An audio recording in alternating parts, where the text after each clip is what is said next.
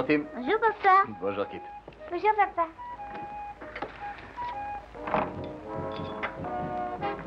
Scandale des émeutes de Niamba. Le Premier ministre ordonne une enquête.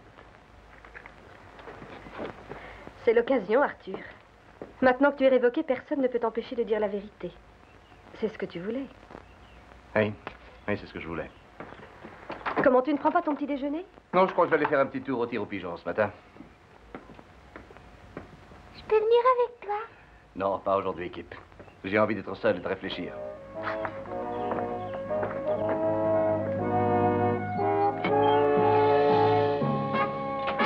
Bonjour, monsieur Lindsay.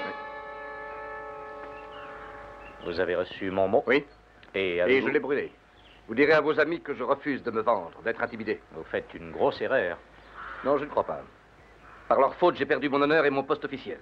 Mais grâce au ciel, je reste intègre.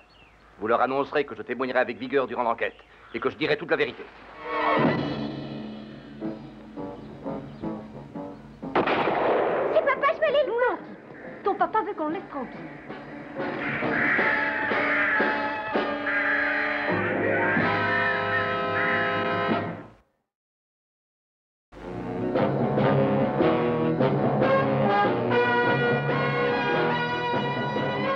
Tous les gouvernements ont leurs services secrets.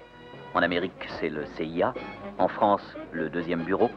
En Angleterre, le M15. L'organisation atlantique a le sien aussi. Dans les cas difficiles, on fait appel à moi ou à quelqu'un dans mon genre. Oh, je me présente. Je m'appelle Drake. John Drake.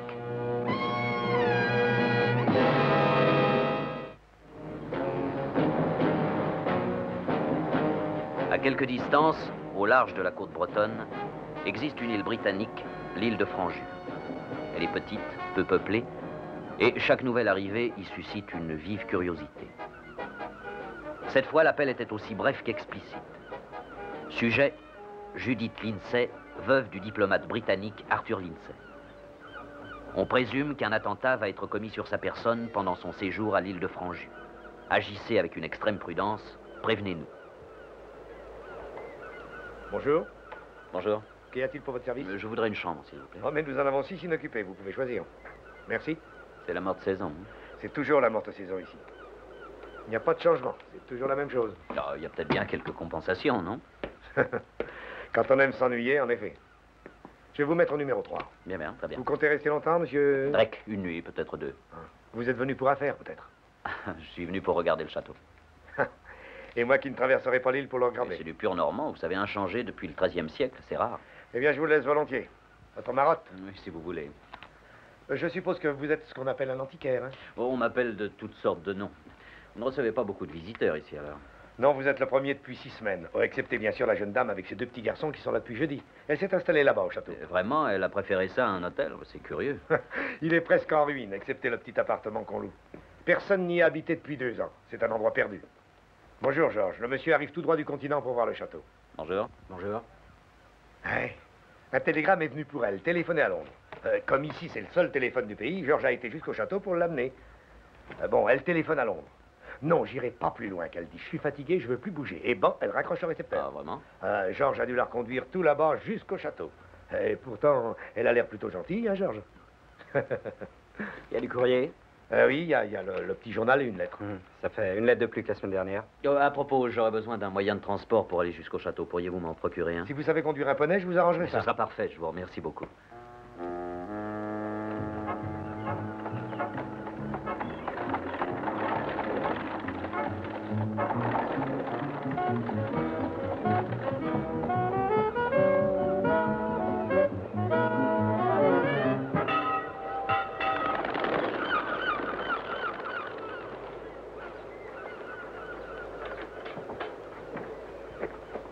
Ah!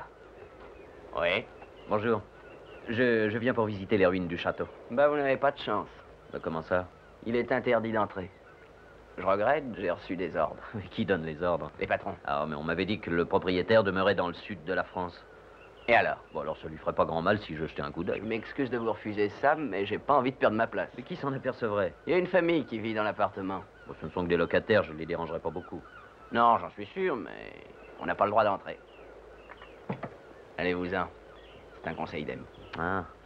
Dieu m'est témoin que je n'ai pas l'intention de forcer la porte. Bonjour. Au revoir.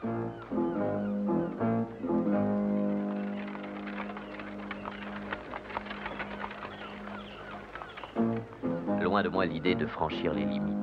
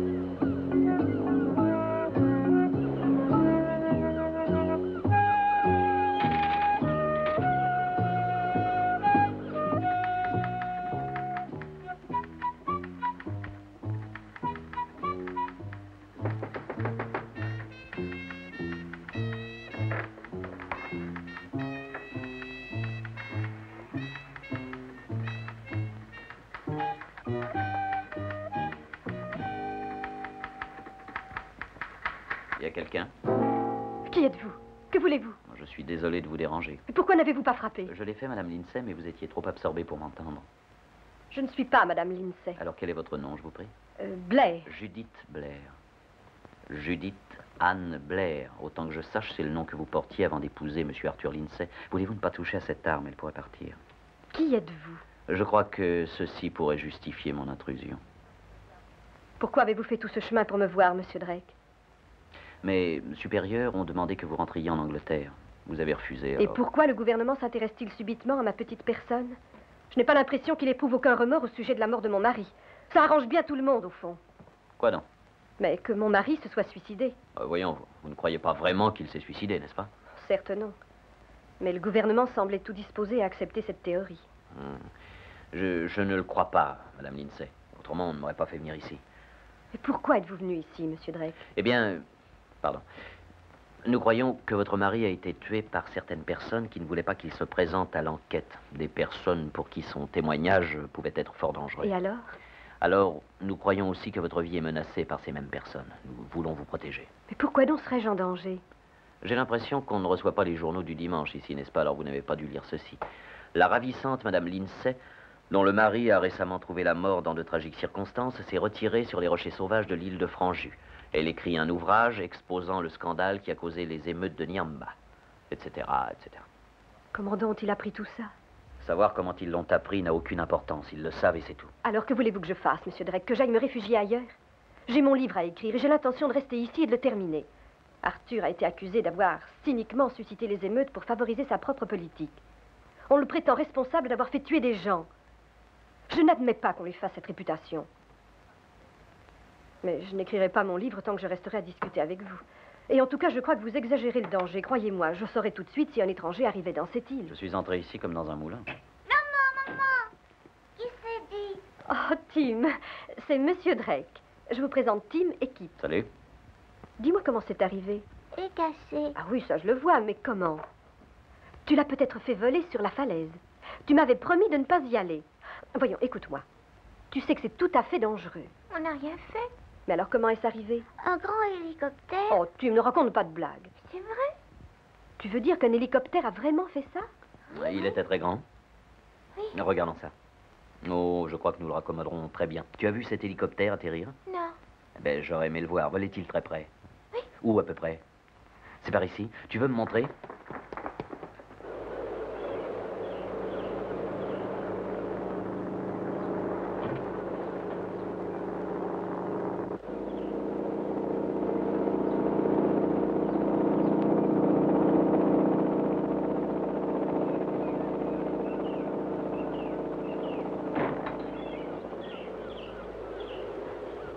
Maintenant, rentrez, ça vaudra mieux.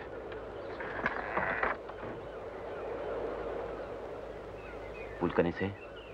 Non, je ne l'ai jamais vu.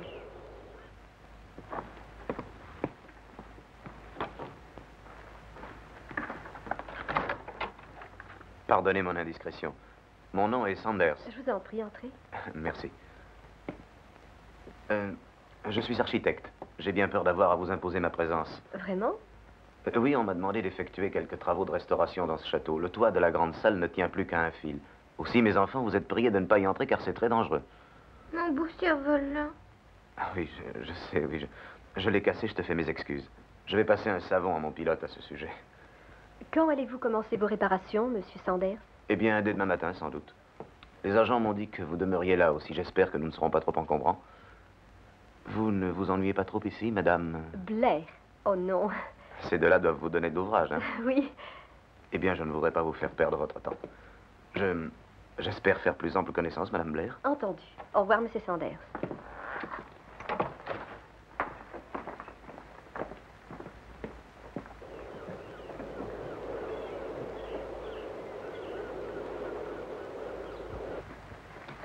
Allez vous laver les mains. Maman. Tous les deux.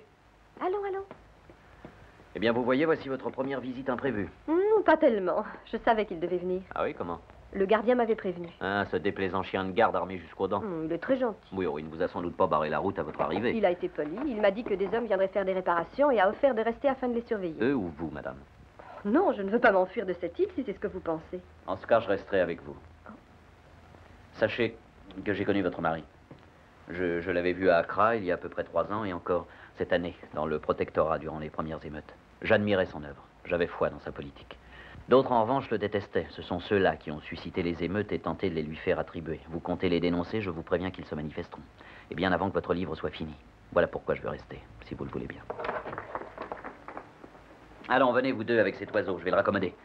Ce petit cerf-volant va voler plus haut que tous les cerfs-volants du monde.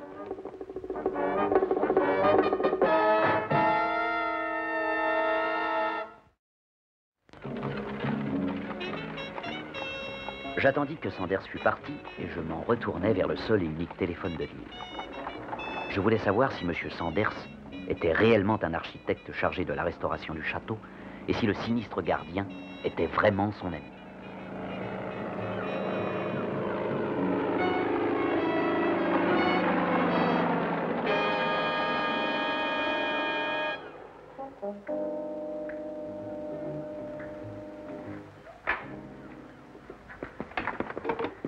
Vous perdez votre temps, monsieur Drake. Ah, comment ça? Le téléphone est détraqué.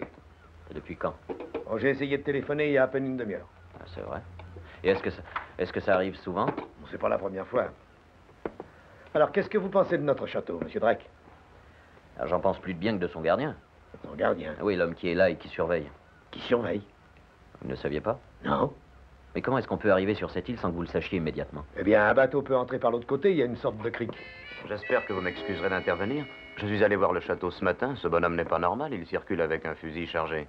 À propos, je me présente, Sanders. Je m'appelle John Drake, enchanté, monsieur. Elle a de beaux enfants, cette jeune femme, n'est-ce pas? Une amie à vous? Quelle jeune femme? Celle du château. Ah, vous y êtes entré? Mais moi, cet homme ne m'a pas laissé passer la grille. C'est un fou. Je vais parler de lui à l'agence. Vous restez ici longtemps, monsieur Drake? Non, il faut que je reparte pour le continent. Je devais donner un coup de téléphone à Londres et l'appareil est détraqué. Dommage, j'aurais été heureux de vous faire visiter. Si vous voulez partir, monsieur Drake, il faut vous hâter, le bateau va s'en aller. Et il n'y en a qu'un par jour. Très bien, je vais me dépêcher. Confiez mes bagages au prochain bateau, voulez-vous? Je les prendrai là-bas à l'arrivée. Voyons, je crois que ça doit couvrir les frais, n'est-ce pas? Oh, Merci oui, de votre merci. amabilité. Au revoir, monsieur Sanders, je suis désolé de m'en aller. Je vais les prévenir que vous arrivez.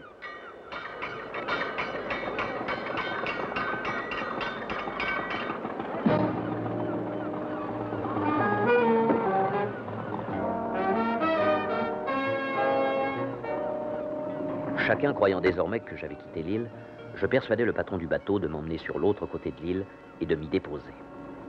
J'essayais de me mettre dans la peau des ennemis de Madame Lindsay. Ils avaient tué son mari pour éviter d'être accusés. Ils avaient camouflé sa mort en suicide et maintenant ils devaient tuer sa veuve. Mais comment? Il ne fallait pas que sur l'air d'un meurtre, la mort de son mari serait alors remise en question et les gens diraient qu'on l'avait tué pour l'empêcher de témoigner. Il fallait que sa mort à elle fût combinée de telle sorte que l'on puisse croire qu'elle aussi s'était suicidée ou qu'elle était morte par accident. De toute façon, tel était leur problème. Et je ne voulais pas leur donner le temps de le résoudre.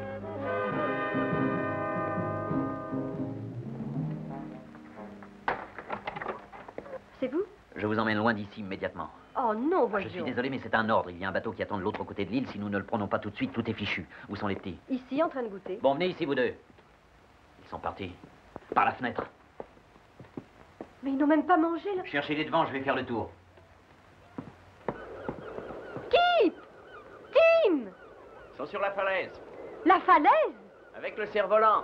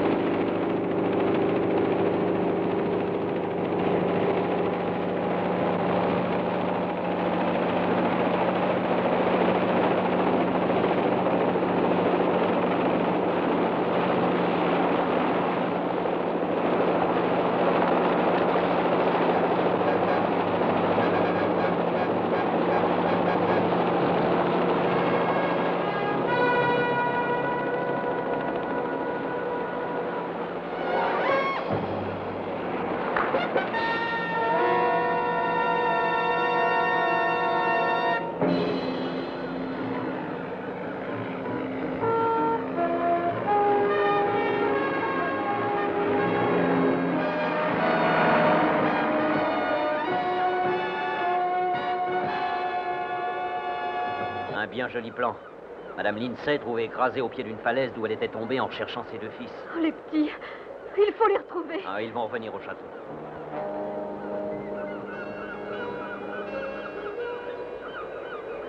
Restez ici.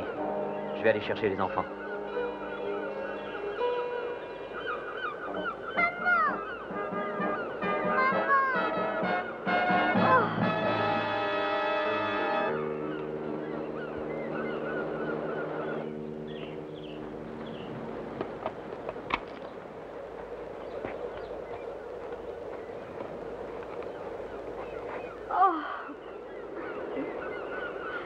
Alors où étiez-vous tous les deux? Il nous a emmenés dans une espèce de cave. Qui ça?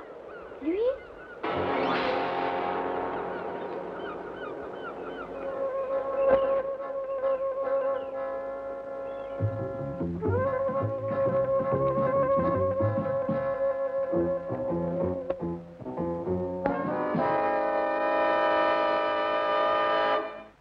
Tiens, monsieur Drake, je croyais que vous étiez parti pour le continent. Non, non, j'ai dit au patron de me déposer sur ce côté-là de l'île. J'étais vexé d'avoir fait ce voyage sans voir le château. Vous vivez ici? Non. Vous paraissez vraiment bien établi dans la maison, n'est-ce pas, monsieur Sanders? Je suis en train de vous dire que cela ne vous On va regarde rentrer pas. ainsi dans la maison d'autrui et y lire ses manuscrits. Madame Lindsay m'a demandé mon opinion. Oh, quelle marque de confiance. C'est certainement une amitié qui s'est développée à toute vitesse. Écoutez, je ne sais pas où vous voulez en venir, mais... Désolé, je suppose que Madame Lindsay vous a demandé votre opinion. Parce que vous veniez de cette région d'Afrique. Non. Du Nyamba en particulier. Pas du Il tout. est passionnant, ce document. Vous savez, il est question de récentes émeutes là-dedans. D'une monstrueuse conspiration. De la mort d'un diplomate. Son assassinat, plutôt. C'est un réquisitoire contre l'homme qui a organisé toute cette infecte combine. Mais c'est absolument imbécile. Et vous dites tout ignorer des questions africaines. Ah oui, il est passionnant, ce document. Quand on a un solide estomac, monsieur Sanders. Mais qui êtes-vous, Oh, monsieur personne de Drake? bien intéressant. Je me contente de me mêler de mes affaires jusqu'à ce que je tombe sur des hommes comme vous. Comme vous, monsieur Sanders. Tout s'est très bien passé. Entrez, nous avons une visite. Burke, je vais vous présenter à monsieur Drake. Voici monsieur Burke, mon pilote. Oh, comment allez-vous, monsieur Burke? C'était de bien jolies petites manœuvres que vous faisiez là-haut sur la Des falaise. manœuvres, oui. Burke faisait de l'observation par ici. Et comme monsieur Burke le disait, tout s'est très bien passé. Il est parvenu à pousser madame Lindsay du haut de la falaise. Je ne toucherais pas à ça si j'étais vous. Le hasard a voulu que je sois juste au-dessous, repêchant le cerf-volant, et elle est tombée dans mes bras. En ce moment, elle est en route pour l'Angleterre. Et je vous préviens que si vous me tuez, elle comprendra que c'est vous l'assassin. Tout va très bien, j'ai retrouvé les petits.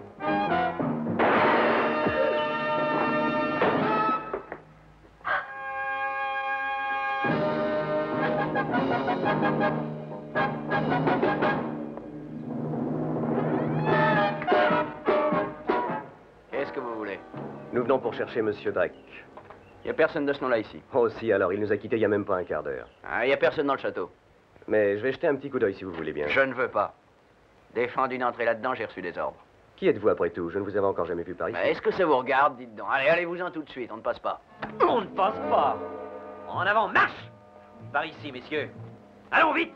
Allez, viens, dépêche-toi. Ici, où sont les clés?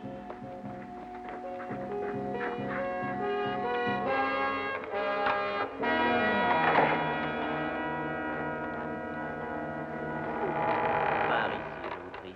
Maintenant, messieurs, vous êtes prêts à entrer vivant dans l'histoire. La dernière personne qui fut incarcérée dans ce donjon était Stephen Blood en 1546. Il mourut sur le bûcher. Entrez, s'il vous plaît. Vous feriez bien de vous dépêcher, Monsieur Drake, si vous voulez arriver sur le continent avant ce soir. Ce sera bientôt la marée Ça va, basse. vous pouvez vous en aller si vous voulez, à condition de me laisser votre matelot pour garder les prisonniers. Je ne partirai pas avec vous, cependant. Monsieur Sanders a eu l'obligeance de me prêter son hélicoptère. Je vous remercie bien sincèrement. Bonsoir.